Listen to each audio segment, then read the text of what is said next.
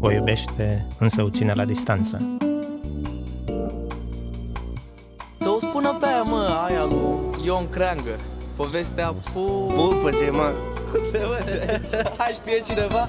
Ați făcut-o să rușească, băi, perverșilor. Ghisește și tu în cafea? De ghicit până știu doar în banc.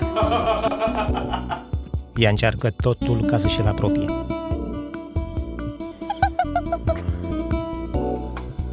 Vrei să încerci nebunii?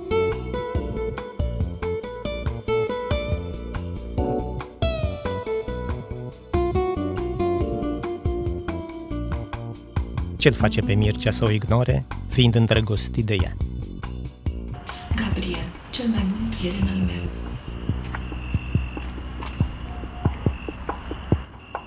Vreau să fiu nebun. Așa cum a fost Dante și Don Quixote.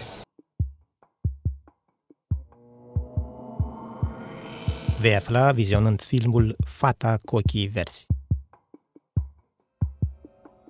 E adevărat că pleci în Italia? Da.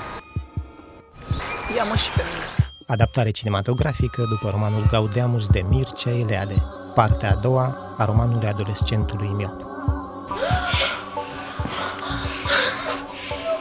Ai spus că în toamnă pleci? Da. Și nu te mai întorci, nu? Nu pierde Fata cu ochii verzi.